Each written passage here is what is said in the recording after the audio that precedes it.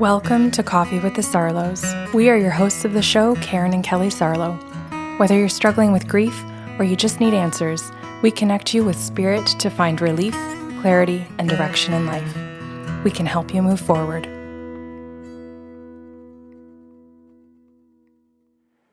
Hi, Kelly. Good morning. I'm going to start by describing putting the dogs out for a pee.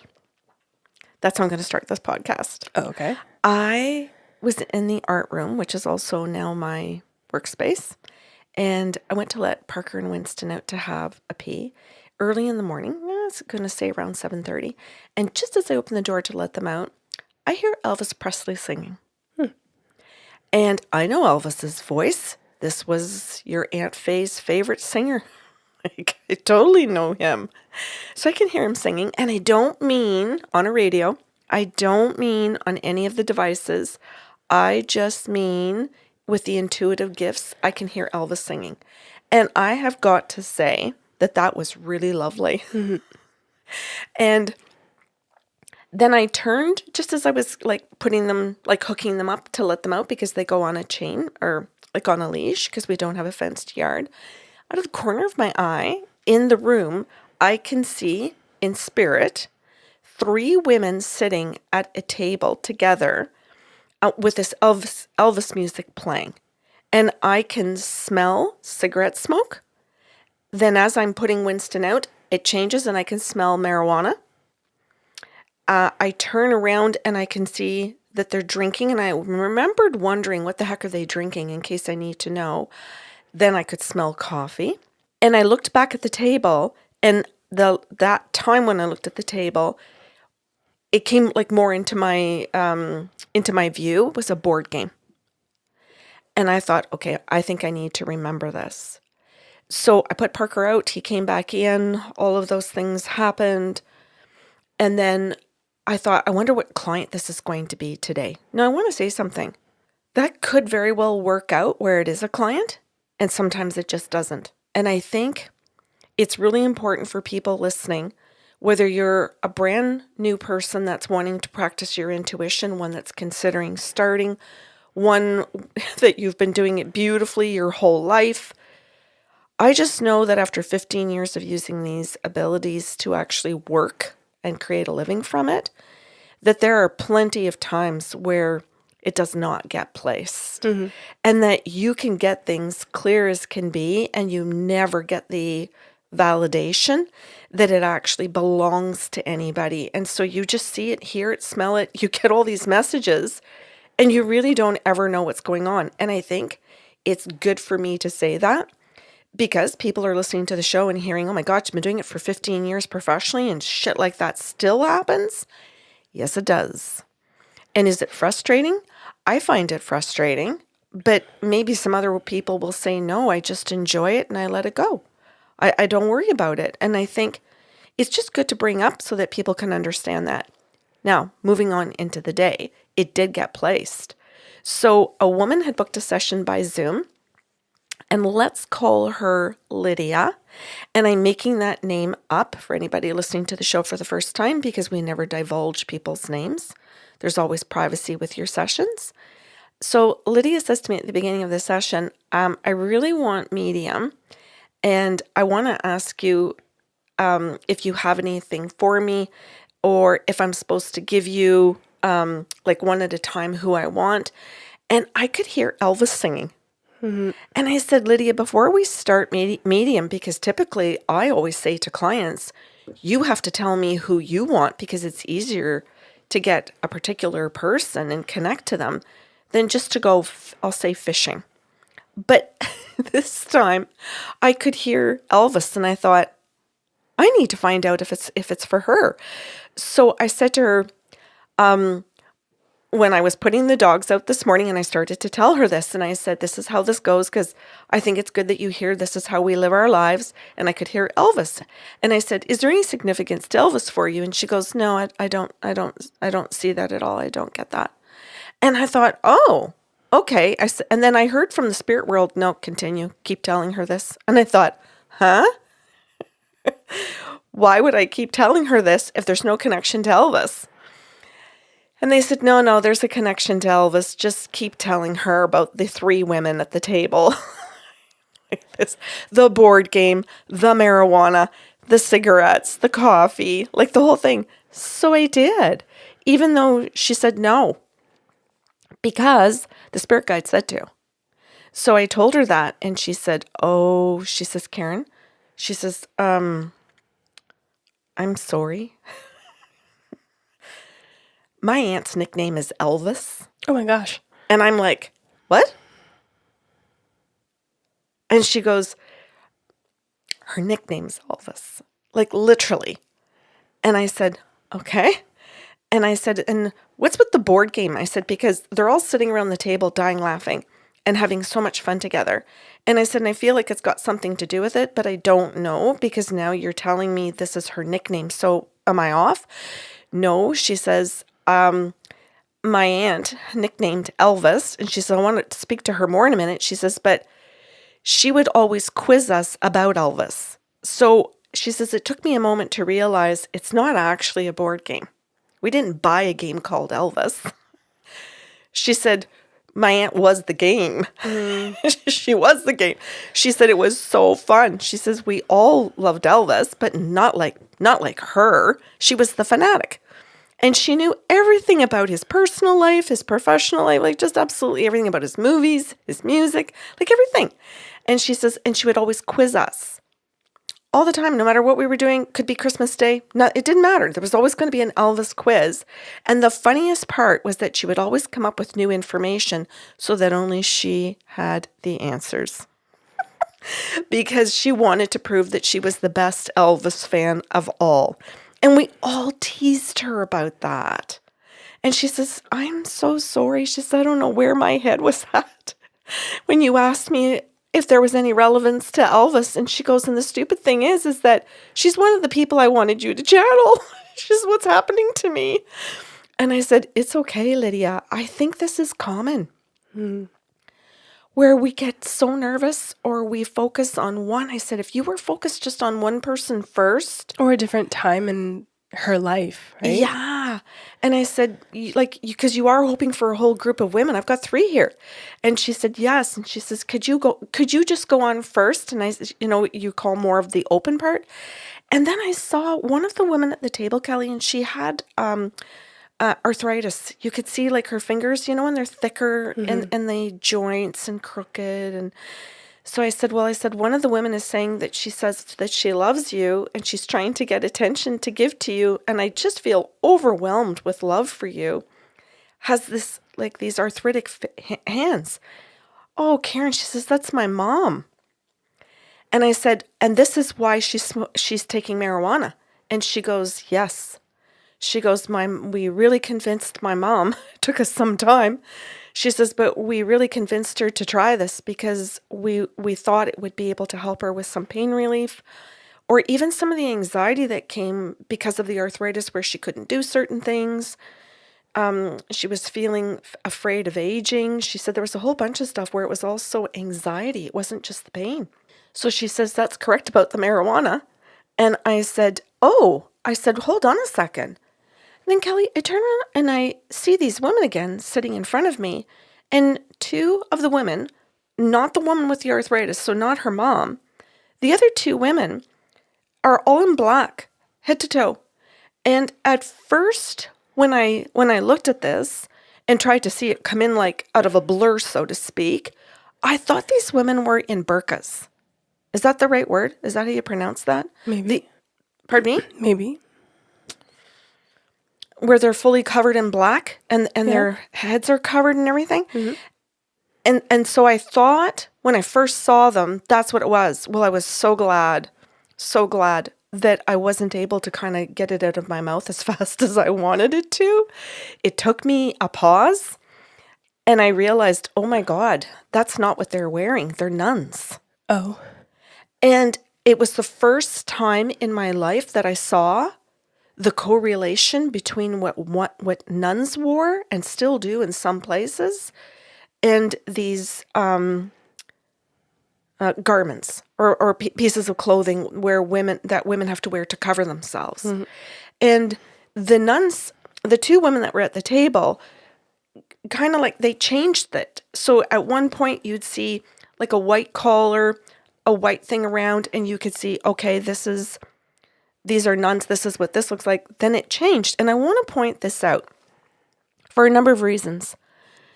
I worked in a monastery. I worked in a mother house. I was around nuns at different times in my life where I saw different types of garments.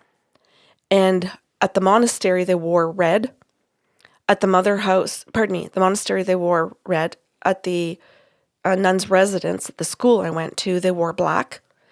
And I remember going through that building where they actually, at the school, where they had some of their oldest original dresses on mannequins throughout the building, where you could see where they were fully covered except just a little tiny piece of their face, right through to where it changed like over the years, right?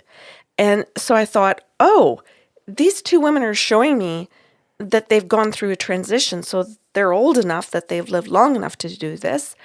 And then I saw, oh, but they also belong to different orders then, because different orders have different colors. Some blue, to my knowledge, I saw blue, black, and red. And so these women were showing this. And so I was able to say to her, hey, I see sisters. That's how I said it. And she went, uh-huh. What do you mean? And I said, what? I said, sisters, nuns. And she went, right. And she goes, wait a minute. What else did you mean? And I said, sisters. I said, these are three women around the table that are actually biological sisters. Two are nuns. So they're also sisters. Mm-hmm. And she went, oh my God, is this ever fun? She says, that's exactly right. This is my mom and her two sisters were nuns their whole lives.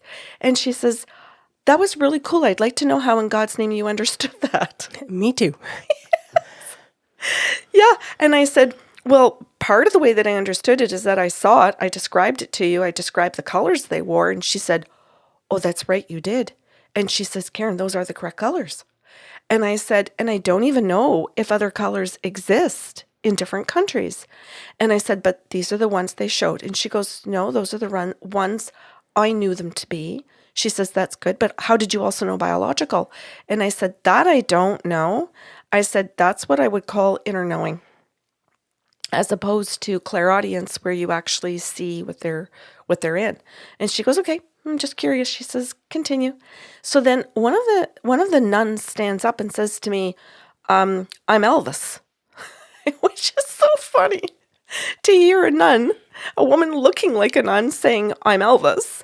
And I said, okay. She said, I had a really special relationship with this niece. She said, I took her on many of the trips to many of the countries that I went to. And she says, I mentored her. She says, in the beliefs that she has and how she sees life. And when we would be someplace and she had an attitude of a very white girl from North America that was very privileged, I would say, no, not here. This is how they live, and this is how we speak to them, and this is how we treat them. And we don't treat them this way because these aren't their circumstances back where we live in North America. It's not the same. And she says, I mentored her in, and not just in how to survive, but in how to treat human beings. And she says, I want you to pass that along. Mm-hmm. So I said, yeah. I said, I'd love to. So I told Lydia that, and she said, oh my God. She says, that is extremely true about my aunt / sister, Elvis.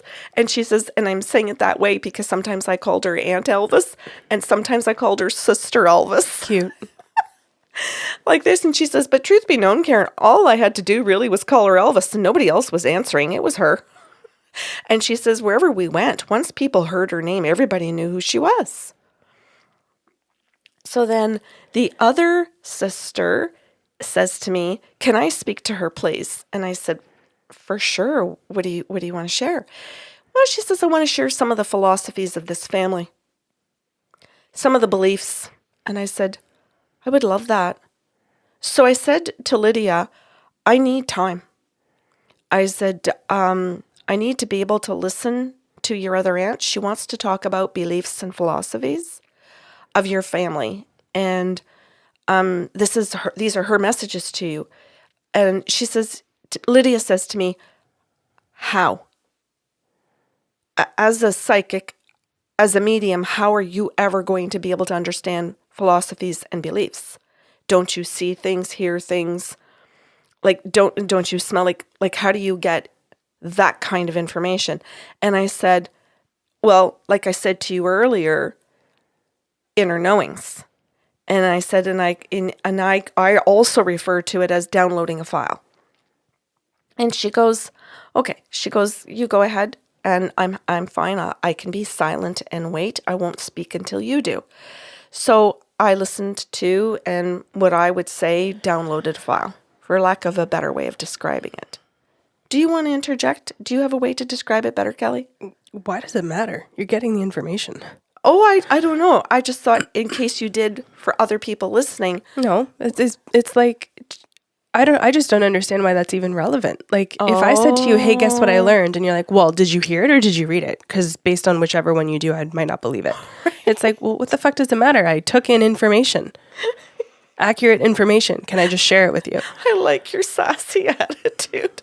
But it's also just factual, and I'm glad that you're saying it. Yeah. So her other aunt says to me, okay, yes, we're nuns, but this is what we said, family first. And she said in the way that what we believed was that family is not just your biological family, or if you want to call it that, the whole planet is your biological family.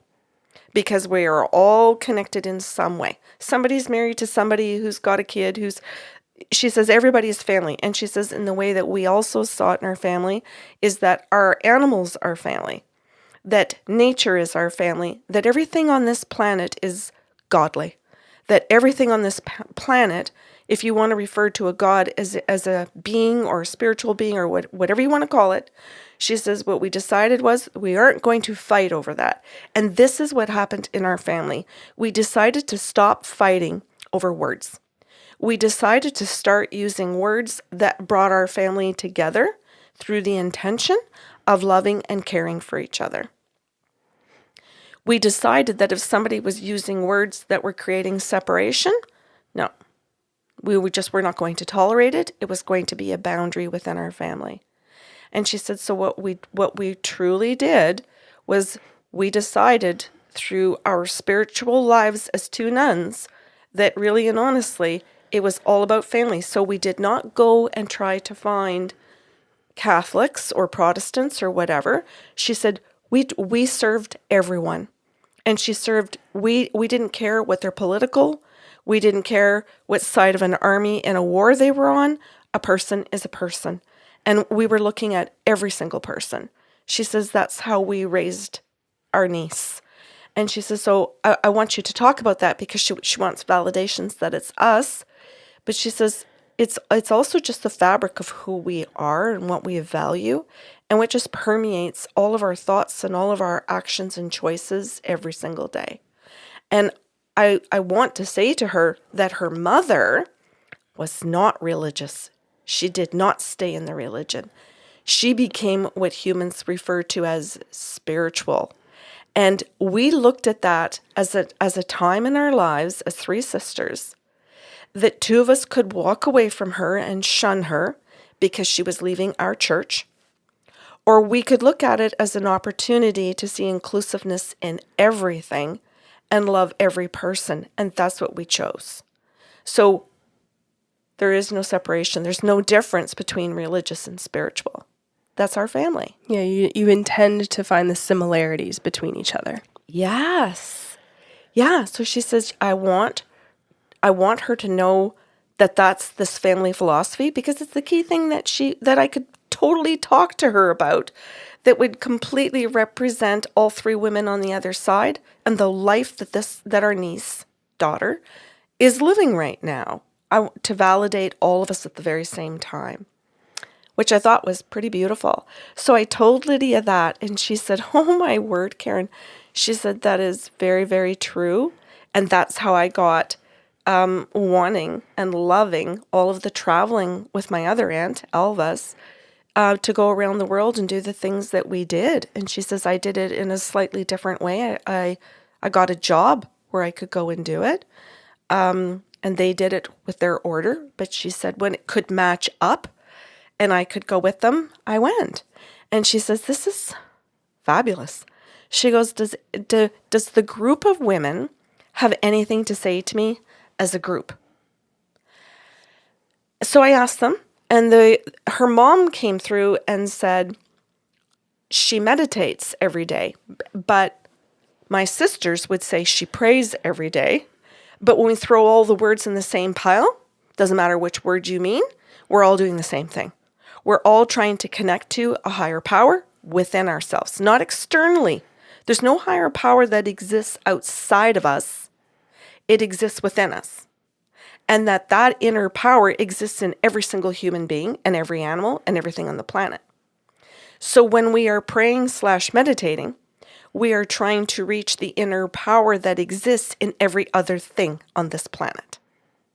And that's what religion or spiritual or meditation is. So it's all the same thing. We're all looking to connect to each other. And she says, so we want to validate that she's doing this and that she's trying now to reach the three of us since we've all died. So she's trying to figure out, okay, how would that be any different if they're alive or dead? It can't be much different because it's love. So I'm going to continue on. So we are here to validate, yeah, honey, you got that right. And we hear you talking and we're talking back. And we want you to affirm for her that all three of us hear her, all three of us see her, all three of us still seek to connect to her, and we are connecting back. So yes, you can tell her recently, because she changes the things that she asks us to validate that through. Recently, we've been using the blue jays. She says, but before that, no, she wasn't even doing animals or birds. She was just doing other things like, did they move this? She says she's doing her best just to figure things out, but she changes it frequently. With purpose, changing it frequently, because you can't go all over the world and find a blue jay. So she's realized, oh, well, I guess when I'm here in this country, I'm asking for this. But if I'm hopping on a plane tomorrow morning and I'm going to a different country or continent, whatever, I can't be asking for the same thing. So I have to switch up what I'm using to validate. And then when I get there, she's trying to see if she still gets it. So like, are they following me where I go? And we are proving to her, yes, sweetheart, we are traveling with you. So I said this to her. I said, Lydia, you've got some traveling ladies still, and you're still traveling in your life. You're still working. And she goes, I am. She says, I retired, but I'm still traveling on my own now for these purposes. She says, so it's still kind of like the same kind of work. I'm not getting paid, but she says, I'm doing it. And I said, and these women, so I gave her the entire message. And she said, oh my God, Karen, she says, you're telling me that they're with me when I'm home, which is lovely. And she says, but you're telling me that they're with me in every home I go to, because we also referred to every other country and every other person's home as our home from home. Because if you didn't see other people's homes as your own home, you really weren't connecting to them. You were still doing it on a superficial level, like when you are a guest at somebody's house. Yep. And so you're asking for permission, but you don't really feel that they're family yet. You don't really feel like, how much are you actually caring about them if you're creating separation? And she goes, so yeah, truly, she says, I'm seeing that they're traveling with me. And she says, and right now, she says, you're just doing something incredibly beautiful for me to validate that they're traveling with me everywhere. And she says, which then just leads me to believe, what am I ever going to fear death for? There's no reason to. They're together on the other side. Clearly they found each other. They found your house. She says, clearly they're going to help me cross over and be with me on the other side. So she says, honestly, this has been absolutely beautiful that they're just all showing up and telling me all these things. And she says, and something else, Karen, she says, I'm really interested in what you do and like these gifts. And she says, and this type of connection, she says, and it's just the next goal for me. Cool. And she says, but it doesn't feel like it's so far or like your gifts are so impossible to attain. She says, now I feel like because of this love with these women, that this should be the natural next step and that it should happen with ease and the joy that I had or will have with them, that I have had with them my whole life. Yep. And she says, so I want to thank you because I think one of the things I've gotten the most out of this is clearly understanding this can all happen with ease. That's great. Holy shit. Is that the session? That's the session. Yeah. That's fantastic. And I thought this session was absolutely beautiful for one of our December shows. So for sure. this actually happened like a long time ago, Kelly.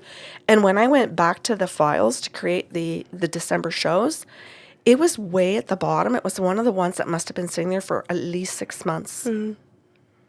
Well, I'm glad you brought it back up because I think hopefully it's a show that provides hope for people to either reconnect or continue connecting with great intention. Thanks for listening to Coffee with the Sarlos. If you enjoyed the show today, help spread the love with a like, share, or review of the podcast. See you next Saturday with a brand new episode.